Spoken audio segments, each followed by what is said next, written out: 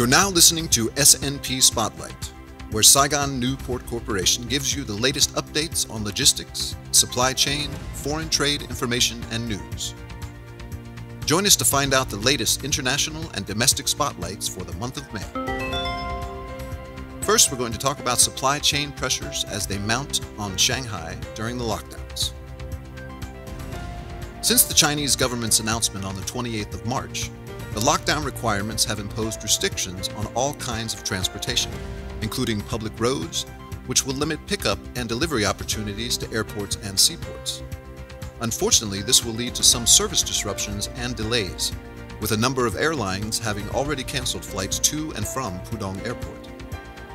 For shipping, congestion at the port, which is already at very high levels, is expected to increase in the coming days, while overseas, terminals in Europe and North America will have to brace for an even larger whiplash effect when the city regains normal productivity. This comes as the global supply chain absorbs the fallout from a 7-day lockdown in Shenzhen to the south earlier this month. Public transport will be suspended, as will production at most factories. However, essential workers, including port labor, will be exempt from the stay-at-home orders. Commenting on the ramifications for container shipping, Lars Jensen, CEO of consultancy Vespucci Marine, said in a LinkedIn post, "If this is widespread, it will mean demand slowdown in the short term and downward spot rate pressure, followed by a surge and upward pressure." According to Peter Sand, chief analyst at Zanetta, obviously this disrupts the flow of containerized cargo. When truck drivers must pass many COVID tests to do their jobs, and the closure of factories this week is not improving a situation that is soured for most of March. Sand went on to predict there will be likely further softening in spot rates in the coming weeks. So, what are some countermeasure solutions of shipping lines and ports to ease the impact of port congestion caused by Shanghai lockdown?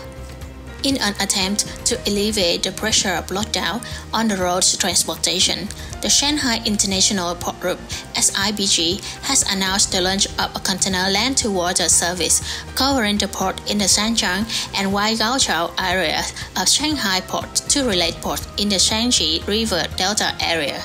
Under the service, customers can first transport containers to the Saigon Service Center and then transfer them by ship to Shanghai Port and divert customer road transportation need to waterways. Bottleneck merged to adjust shipping schedule.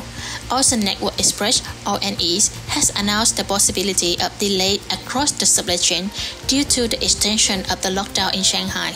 Despite operation remain active at the port of Shanghai, the company ONE has notified customers that trucking availability is very limited at the moment, and the clearance of import cargo has been impacted as a result. Due to report constraint in the yard side, the Yangshan and the Waigaoqiao PS2 terminal has been impacted the most, in which dangerous goods and river containers may not be allowed to discharge if the quantity cannot be accommodated. The company has announced that it will arrange alternative discharging operation if congestion escalates further, and it will keep monitoring the situation. You are now listening to SNP Spotlight, where Saigon Newport Corporation updates logistics, supply chain, foreign trade information, and news. Stay with us to find out what our international and domestic spotlights are this month. Now let's check out our domestic spotlight. Vietnam's export-import revenue in the first quarter of this year was estimated at $176.35 billion.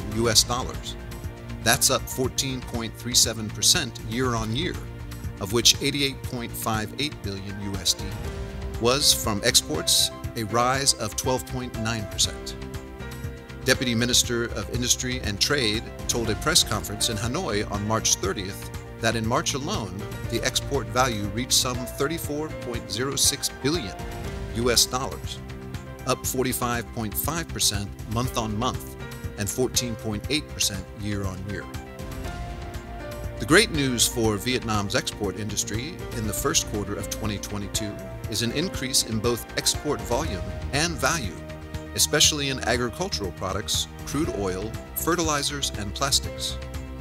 Notably, Up to 16 groups of commodities joined the over $1 billion club, making up 83.4% of the combined export turnover, of which 5 reported an export value of more than $5 billion. The country earned about $900 million from fishery exports in March, a rise of up to 41% against the previous month, and 22.4% as compared with the same period last year.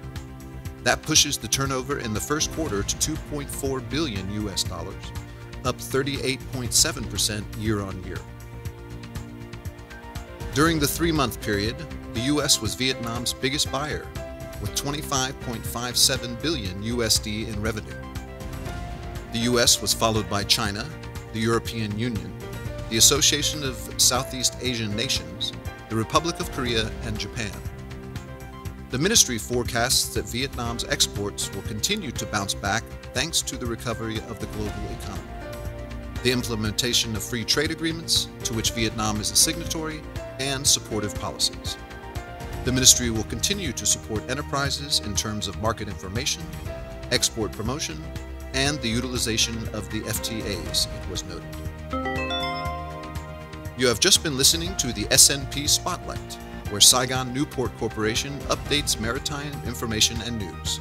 Subscribe to our podcast on YouTube, Spotify, Apple, and Google Podcast platforms. And if you enjoyed today's show, head on over to our LinkedIn and Instagram pages to receive more exclusive information. Stay tuned for our next episode.